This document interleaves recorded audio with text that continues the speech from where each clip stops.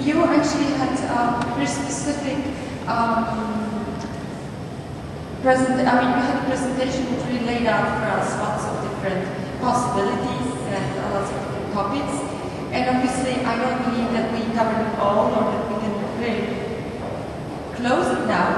But I was wondering, or I'm wondering, if you somehow can make a little comment on this, how this conference sort of happened for you, like how much you saw during these days of topics that you actually thought you would cover.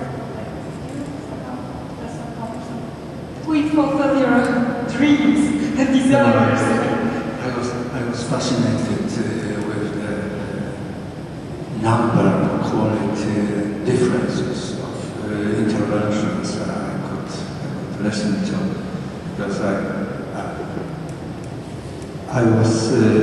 didn't think that there was so wide scope of proposals brought by the participants of this event. For me, especially interesting question was actually, which was formed by Roger Marina. I mean, it is quite obvious to all of us that science became very important for the artists, that in a very different way art can create different ways of cooperation and use this cooperation to develop new tendencies. But Roger asked another question. Is art important for sciences? What can we give back to science from the perspective of art? And his answer was a little bit skeptical. But later on I had an opportunity to listen to James Niczewski, and from his perspective it looked completely different, and he was talking about his perspective on the collaboration with Victoria Vesna, and he mentioned in his statement that actually 10 years, because he and his team started to work on some projects. Victoria did it in her art. And later on I asked him this question quite straightforward. Does it mean that what Victoria did as the artist was important for you as a scientist? We are just tools, so there was no public to listen to this answer, and I hope that it made his answer even more important. And he said, of course, that some ideas brought about with the artistic activity was very influential. Maybe not even in terms of knowledge provided by them, but especially in some influences, which direction tried to develop some research, scientific research. So it was very, very important for me. But actually, on this topic, I'd like very much to listen now to comments of Monika Fleischmann and Wolfgang Strauss, because they are the artists who actually quite often are present at scientific context. I understand that you often, as present your works in the context of art, you do this in the context of science. So I'd like very much to listen to your comments about this.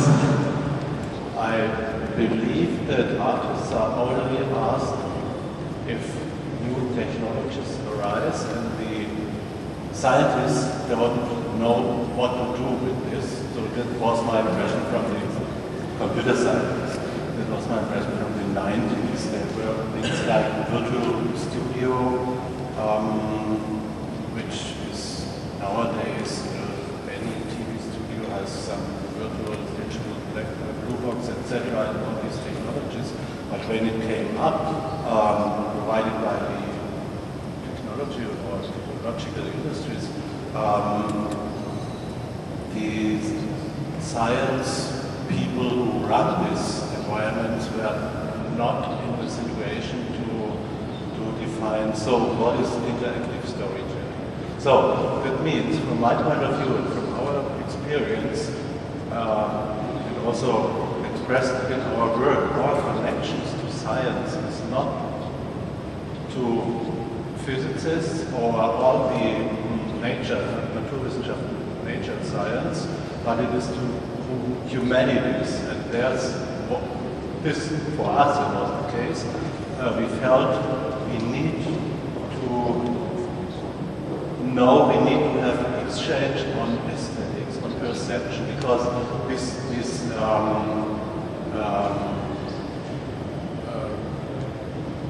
remarks that it's always the same, how this technology, this digital media influences the human. So how? That was 20 years ago the same, always the same. We said this, but nobody really, maybe sociologists,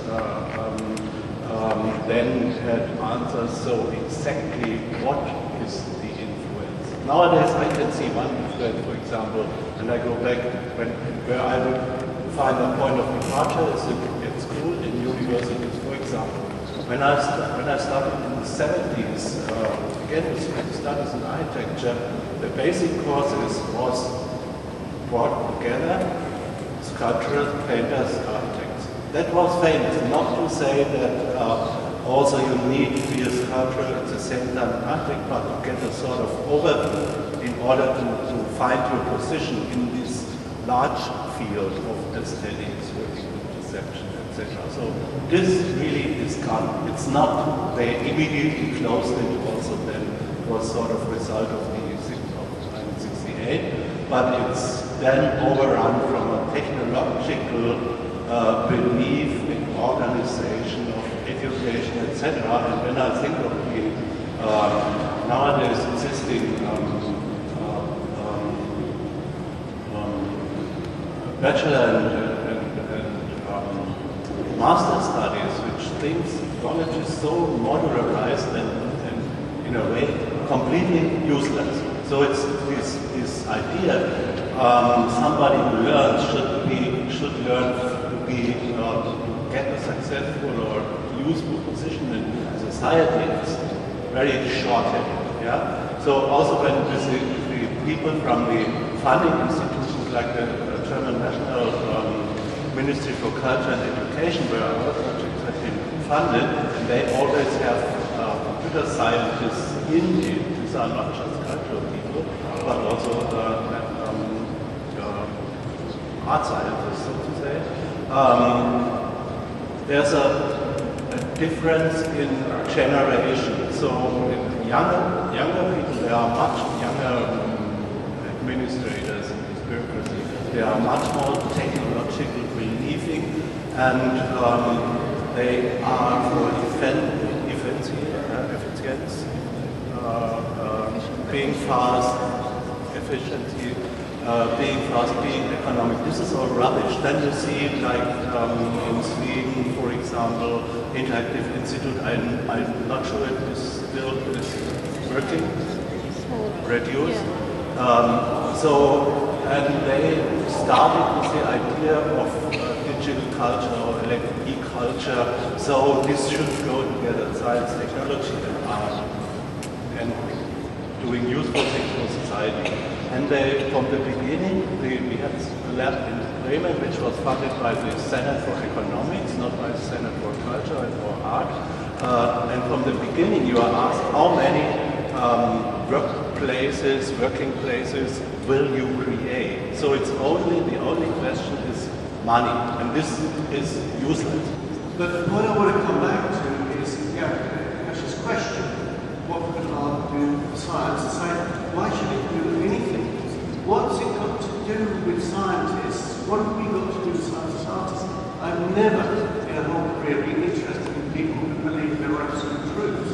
As an artist, I was always interested in provisional truth, variability, subjectivity. These aren't the words of scientists. And we need to ask the question, this is of course a profound topic for art scientists, but what's it for? What would the anthropologists come that make this meeting and say, what is this inquiry bringing art and science together for?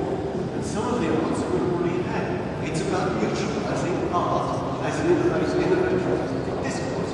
It constrains it to the terms of our masters.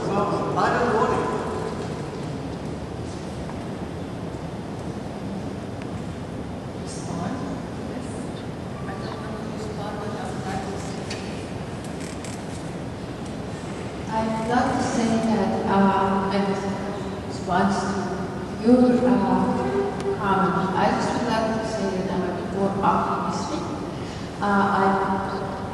Because this is my nature, of course, but I would like to say that, first of all, while there has been historically art and science collaborations in various ways, this approach which we talk about now is pretty recent. It's not that long. And consequently, we are at the cusp of something. And we have to really take a little bit wider look than just what's happening here in Europe or North America. Because they are very interesting, highly personal initiatives, which maybe are immature yet, but show a lot of progress. They are initiatives with Jose Carlos Peru, who's working on interdisciplinary fellowships in very small circumstances. Nevertheless, these are growing, and various hybrid organizations, they are not giving us answers yet. It's a process. And I think funding is another issue, which is a very difficult issue.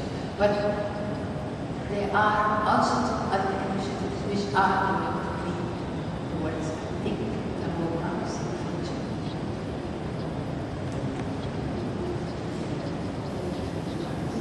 Perhaps to bring anthropologists' perspective into the discussion, and something we have raised in the first roundtable, the first day, was perhaps this is a very privileged opportunity, as Michael pointed out, and Richard also talked about, in the context of art science, and Michael reminded us of this opportunity to rethink human values. And we know that in all disciplines there is disciplinary blindness to a certain extent, and the arts and humanities are more excluded from certain necessary reductions, and any confrontation with difference, with the unfamiliar, causes change of perceptions in an ideal way. And what from my perspective of some of the observations, particularly of the human relationships involved in the arts and discourse, perhaps we haven't focused enough of what happens actually in these collaborations. And even if it means that some individuals increase their open-mindedness, intellectual generosity, tolerance, or even the exact